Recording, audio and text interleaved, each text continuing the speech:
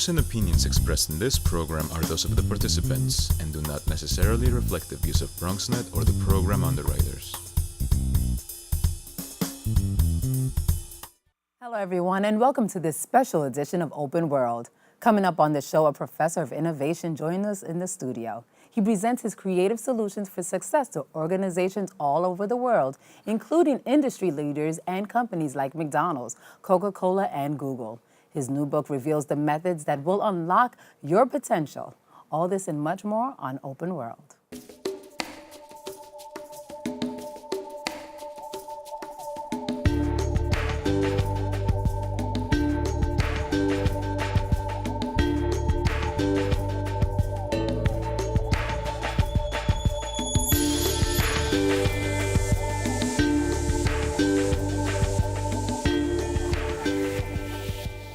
Hello and welcome to this special edition of Open World. I'm your host, Veronica Guity.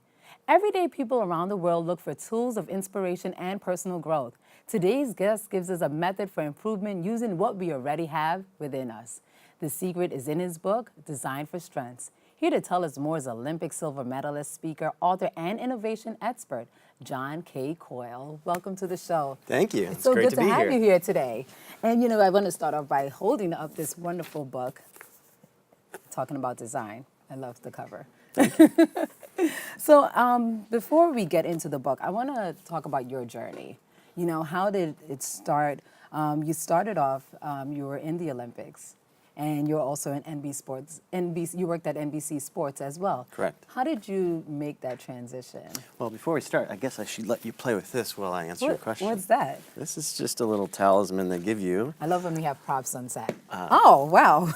This is amazing. That's a Winter Olympic silver medal, which are quite different than summer. Each one's very different, each 4 years. Yeah, we just had the Winter Olympics. Yes, yeah. Pyeongchang, I was there. Oh, you were there? Yes. Very nice. This is amazing. I feel very special that I'm able hold to on to that hold for a this while, in yeah. my hand. If I had it someday, I would just wear it like this. There you go. So tell me about your journey in the Olympics. Yeah, I was fortunate as a kid as I started riding my bicycle a lot as a very young kid. And my father noticed that I seemed to have this drive to ride my bike. Nobody made me, right? And so the year I turned 8, he got me a nicer bike, a 10-speed, and he invited me to do some tours with him. And so I did a 25-mile, and then a 35, and then a 50, and then a century. Was he also an athlete?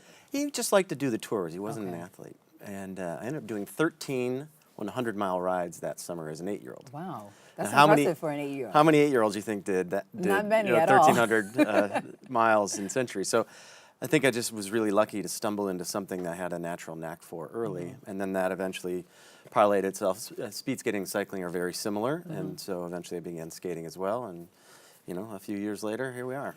Wow. So talk about it. Like, how was it? Was it an easy transition to get into the Olympics? Oh, no. Because I can imagine it's not. It's not. And the core narrative of the book is the story I'll tell you now if you'd like. Yes.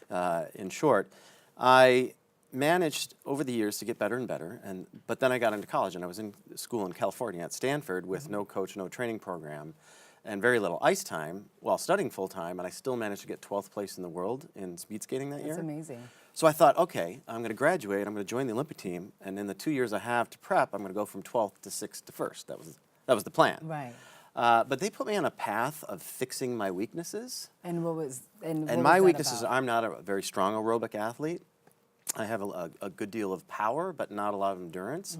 And so that, well-meaning people, but they said, we're going to fix that weakness. We're going to work on your aerobic capacity.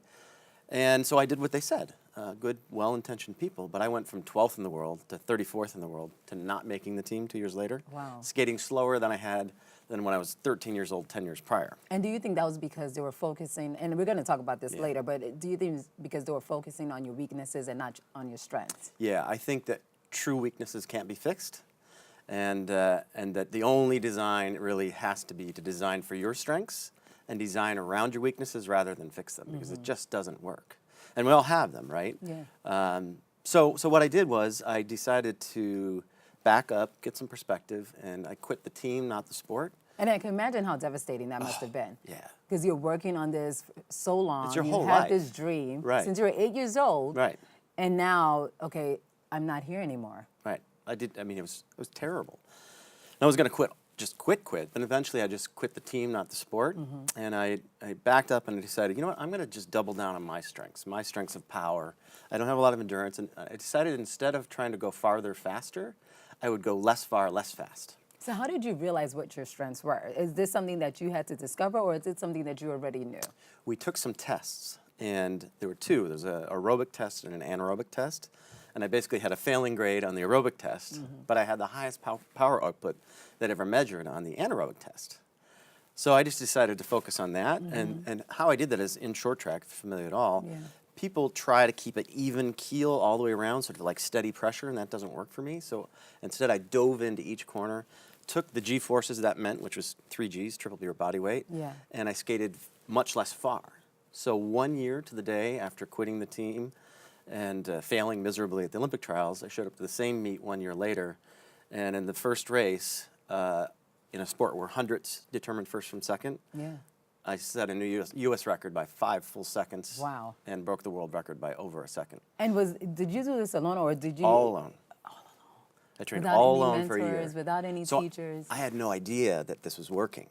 So so my coach actually jumped down on the ice with his stopwatch, and I skidded to a stop. I was trying to dodge around him, but he stayed in my way, and he yells at me. He says, "Coyle, what the hell have you been doing?" And I said, "I haven't been feeling well," because I thought I screwed up. Yeah. And he says, "No, you don't understand. You just broke the U.S. record by 5 seconds." So Wow. I didn't believe Who it. would think 5 seconds can make a difference, right? I mean, 5 seconds is huge Yeah. in sport. And so I didn't believe it. What I thought was I did one less lap than I was supposed to. So I didn't say anything. I just got off the ice, and then I went and looked at the video camera, and I was like, 1 lap, 2 laps, 7, 8. Oh, thank God. So now you're back on the team, right? Right. And so tell me the story from there. You're back on the team. So back on the team, I went on to set every U.S. record that year. I set the fastest time in the world at the 500 meters of the World Championships that year. Went on to the Olympic Games. We brought home the silver medal. That I'm getting to hold right now. But the lesson learned really was this, and this is what I've been applying to business and life ever since, is if you're stuck, you're probably focused on something you're not that good at. And stuck means like not trying it for a day or a week, right? But if you're focused on something for a year or two, and then you're not seeing results, you're either probably solving the wrong problem, or you're facing down a true weakness, and it's time to design around. And see, this is the thing. I mean, you were lucky enough, not lucky, I mean, smart, knowledgeable enough to say, okay, you know what? I'm not going to listen to what they're saying about my weaknesses. Right. I'm going to focus right now on my strengths. And you were able to move forward. Right. Not many people could say that, but you're Not a lot. You're sharing how to do this. Well, because we're through the programmed since youth, right? Right. To never quit, never give in, right? You got to suck it up. You got to muscle through. You got to delay gratification, and that's great advice for kids. But I think it goes off the rails for adults. Or as I heard a quote recently, if you're over 25 and still trying to fix your weaknesses, that ship has sailed. I was going to bring up that quote, but we have to take a quick break. Sure. I want to come right back to that, but we'll be right back. There's one thing you can never have sex without. It's not something you buy. Or something you take. In fact, there's only one way to get it. It has to be given to you, freely. It's consent. Because sex without it isn't sex. It's rape. Consent. If you don't get it, you don't get it. It's on us to stop sexual assault. Learn how and take the pledge at itsonus.org. You think getting dumped by text is harsh? Try getting dumped by a tennis ball. My ex-owner drove me out to the woods, yelled fetch, and by the time I bought the ball back, he was gone. Yeah, I was pissed. But the folks at the shelter helped me let go of my anger. I learned coping skills, like taking it to the hole. Boom! Now I'm ready to fetch again. But how about I throw and you run and get it?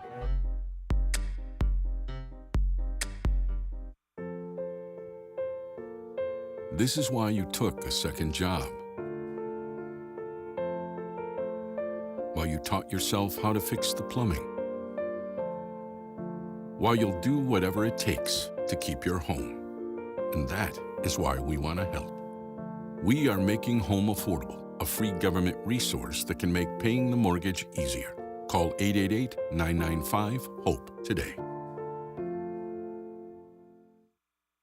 For all the papas out there, let's stop what we're doing and take a moment. A moment to be with our kids. They can be loud moments, goofy moments, sporty moments, dorky moments, kooky moments. Moments where we talk or walk or just hang out. It doesn't really matter. They all count because every time dads take a moment to be with their kids, well, it's pretty momentous. So let's all take a moment to make a moment today. Welcome back to Open World. We're here with author John K. Coyle, and we left off at a very interesting point.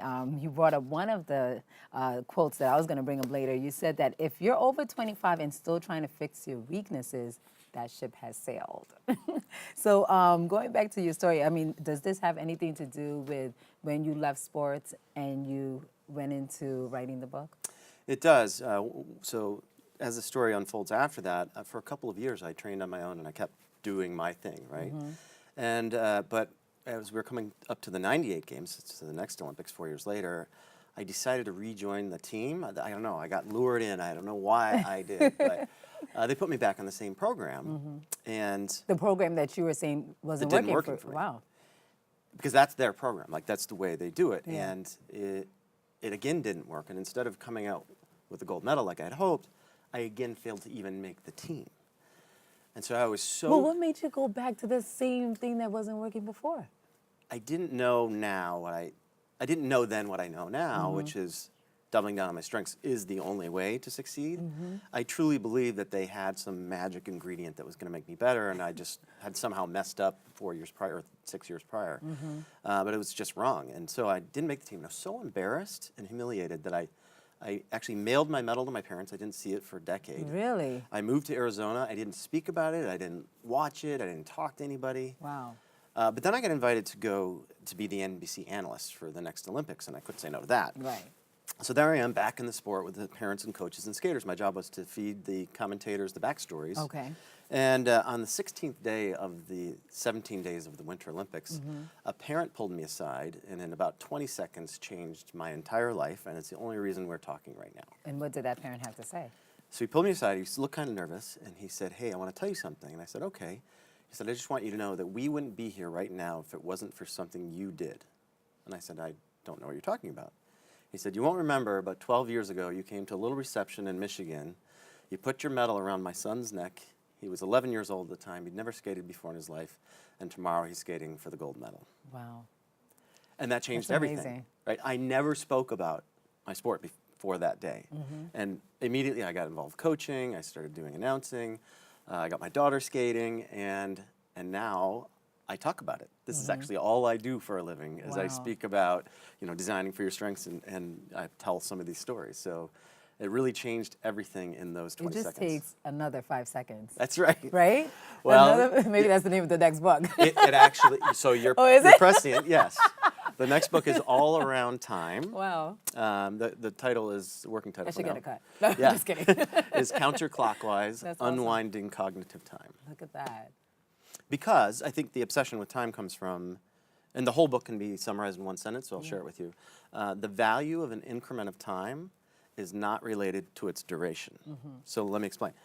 Especially in sport, 1/100th of a second can mean the difference between a gold medal and no medal at all. Right. So that tiny increment is extraordinarily valuable, but that's actually true all through life. Yeah. That 20 seconds with that parent Yes. changed my entire life. Those 20 seconds are worth more than a decade Right. in some ways. Right. And so we have It those. defined the Right. next decade. Right. Exactly. Right. But we have those moments more often than we think, and we can even design for those moments. So that's what that book's about. So let's get into the book, Yeah. Design for Your Strengths. And you said it's applying design thinking to individual and team strengths. You made some pretty bold statements in the book, and we'll talk about that. We talked about the first one, if you're over 25 and still trying to fix your weaknesses, that ship has sailed. How do you know when the ship has sailed? There's just I think there's a place in our youth where you really need to double down because you don't know if you're good at tennis, you don't know if you're good at track, you don't know if you're good at history or art or music, but at some point, there's a point where you actually know. And do you give yourself a time? Like, do you say, okay, I've been doing this for, a year, Yeah. 6 months, 2 years? I think 2 years is a pretty good rule of thumb for when to know to quit something. And when I say quit something, I actually mean anything. Like that's it. A relationship, a job, I give that 6 a months. career, a degree. Right. Sometimes you know faster. Yeah. But if you're sort of in the middling No, I ground, get it, I you know, get it. sometimes you'll break through Yeah. after, you know, you're sort of up against it, and you break through. I understand that. But I don't think you want to double down on fighting something for 10 years. Absolutely. Right? That there's a story that somebody sent me that was supposedly a success story. This woman wanted to publish books, and she wrote them, and she wrote them for 35 years. Nobody would publish her books, and she finally got one published, and she was 55 years old and been living in a trailer. That is not a success story to I was me. going to ask you. Okay. Oh, you said. Oh, so the book didn't do well.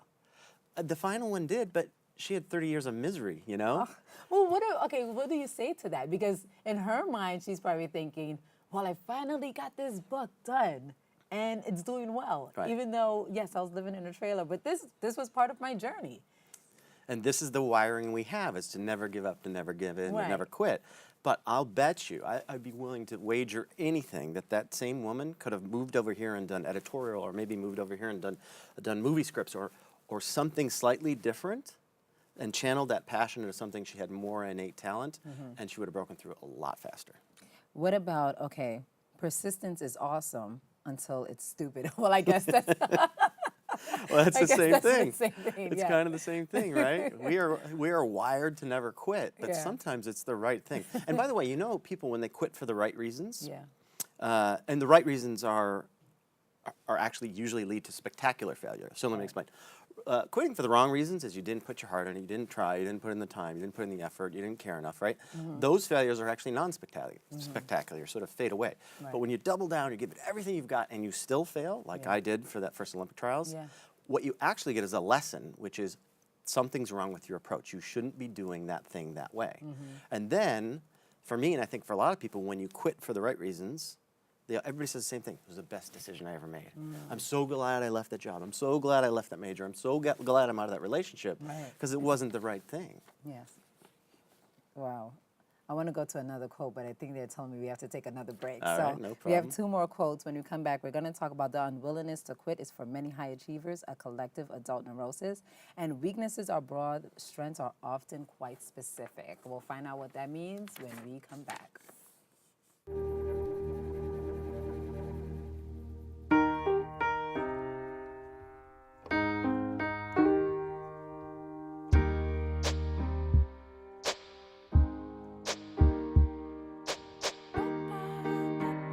And I can't change, even if I try, even if I wanted to. My love, my love, my love, she keeps me warm. She keeps me warm. She keeps me warm. She keeps me warm. She keeps me warm. She keeps me warm. We are neighbors and best friends. I love my sister. My heart doesn't see race. Love is love. Our family is no less than any other family. Love is kind. Love is patient. Open up your books to page 360. Did you just look at your phone while you was in class? You played yourself. Talking about inspirational quotes. You gotta believe in yourself. Don't ever play yourself. The key is to make it, so make it. Louise, can you give me an example of an inspirational quote? Don't play yourself. The key is to make it. And who said that? I did. Now that's a major key alert. Learn the real major keys to getting to college at getschool.com. Chiru has no choice. She and millions like her walk miles a day for dirty water. But together, we can end their walk by providing clean water close by. Instead of spending hours walking to get water that makes them sick, girls can be in a classroom and moms will gain back time to care for their families. Sons and daughters can grow up strong, finally free of sicknesses. It's true. When you just add water, you change a life. Learn more at worldvision.org. Welcome back. We're here with John K. Coyle, author of Design for Strengths, Applying Design Thinking to Individual and Team Strengths. And before we went to break, I read 2 quotes from his book, and we're going to discuss that in a moment. One says, the unwillingness to quit is for many high achievers, a collective adult neurosis. And weaknesses are broad, strengths are often quite specific. And while we're on break, you were just telling me how people explode with the first quote. Right. You're calling me crazy. Yes, and you probably are, just to be fair, because I can tell you're a high-achieving adult. We caution kids to not quit too early, rightly so. They'll quit anything quickly, right? And so we learn over time to not quit, And so, one tennis lesson does not for success make, and so we make it to 2, and we make it to a year, and we make it to 2 years. And at some point, we cross this bridge where we're just unwilling to let go of anything, and we get stuck. I think a lot of people get stuck, as Thoreau calls it, a life of quiet desperation, because you're chasing something that isn't your passion. And when you're willing to quit, when you're willing to back up and find that other alternative, that's when amazing breakthroughs can happen. So it's odd that I'm writing a book about success that really actually talks about quitting quite a bit, but it's about quitting things that you're not necessarily naturally talented for. And when you find that thing, you get this resonant glow, right? When you know people, when they're good at something, when they're good at what they do, like you, thank you. It's palpable, right? Yeah. And it's meaningful. The other, what was the second quote? Weaknesses are broad, strengths are often quite specific. Yeah, so I'll unpack that one if you'd like. Yes. So you might be a good communicator. That's really broad. That means so many different things. As a kid, I was fast. Yeah. That's also super broad. So I'll break down my strengths, and then I'll unpack good communicator for you. Okay. So I'm actually not fast at anything that lasts longer than about 60 seconds. So I'm fast as a sprinter. Okay, that's a better category, but I'm not a great runner. I'm not good at soccer and all these things. I'm a T-Rex of human being. I have no hand-eye coordination. So it's amazing I can feed myself. I just saw you as a T-Rex. So here's what I am good at. I am good at only this in sports. I am good at, I am fast, producing a lot of power against resistance with a short rest while traveling at high speeds, while balancing, while turning only left, with a group of people trying to kill me. Wow. That's the only thing in the world I'm good at. This describes velodrome cycling and short track speed skating, the two sports I've gone to the World Championships in. Okay. All right, good communicator. Okay, to whom, about what? Are you good with a large audience, a medium-sized audience, a small audience, one-on-one? Are you good at taking simple things and finding the inherent complexity? Are you good at looking at complex things and finding the simplicity involved? Are you good at narrating, storytelling, maybe data and analytics? Or if you're best one-on-one, are you a challenger, a coach, a listener? Maybe you're best as a facilitator. Maybe you're a comedian. These are all different communication strengths. And if you don't know your superpower, you can't put on a cape. Yeah, that's amazing. But my thing is, how do you tap into that natural talent? Right. How do you know, right? Yeah. Well, part of the design process is to look objectively at your strengths and weaknesses. And one of the major steps of design thinking is acceptance. Most people don't want to accept that they have weaknesses. And part of the process is letting go of those things. I had a job where it was a super detail-oriented job, PMO. I'm not a detail-oriented person. The day I finally went to my boss and said, you know what, this isn't a good fit for me, it was like a 200-pound sandbag came off, You might be, for example, blunt and rude, and you're probably also direct and honest. Now, here's the danger. If you fix a weakness, you run the risk of destroying the corresponding strength. So if you fix being blunt and rude, you probably also fix being direct and honest, and that's how bad ideas are born, because nobody's raising their hand saying, does anybody besides me think this is a bad idea? Right. So designing around, which is what the book is about, is saying, listen, I am a direct, honest, blunt, rude person. I'm just going to let people know that I come across directly because I say what comes into my head, and people are super willing to forgive you as long as they know. As long as you're honest. Right. Yeah. People are, if you're meticulous and perfectionist, let them know, and then they're going to put you on those tasks, and they're not going to ask you to do big picture strategy. If you're creative and disorganized, well, you don't want that person doing your taxes, right? So getting people to double down on what they're best at, anteing up what they're bad at, makes the whole world a better place. So how do we put this into practice? Because I think a lot of people read inspirational books, and they're like, wow, I feel really great about this, and then they forget. Right. Right? I heard John speak, and that was really awesome. He really spoke to me. What are you doing about it? Right. What are the steps that we should take to really put your book into action? Sure. There's really 4 only, which is first is to know and accept your weaknesses. And they tend to be pretty broad. I'm bad at all hand-eye sports. I'm bad at all endurance sports. I am completely not detail-oriented, right? And then know and accept the specific nature of your strengths. Now that's the harder part. That takes trial and error. One of the best ways to combine these two, and nobody likes to do this, but man, it's powerful, is just send an email to 10 people that know you well and say, what are my top 5 strengths and what are my top 5 weaknesses? You'll like the first list, you won't like the second. But what you'll find over and over again is that they're actually going to be facets of the same thing.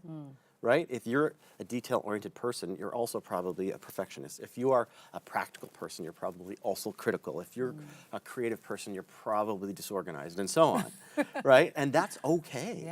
To have that yin and yang is fine. People are fine with knowing that you're imperfect. We all are. And then the third step is really to start to prototype. How do I design for and double down on my strengths? If I'm at work, can I just do more of a certain activity and less of another? Do I need to ask for a different job? I actually quit my job 4 times at the same company. Wow. By saying to my boss, hey, I'm in marketing operations, that's detail-oriented. Maybe I should be in marketing strategy. I'm in marketing strategy, but that's really analytical. Maybe I should be in innovation, and so on. So it's just about being bold. It's about asking for where you're going to be your best. And I was so scared every time, but I shouldn't have been, because any boss worth their salt will say, oh, I see you're a great communicator. Maybe we should have you in communications versus accounting.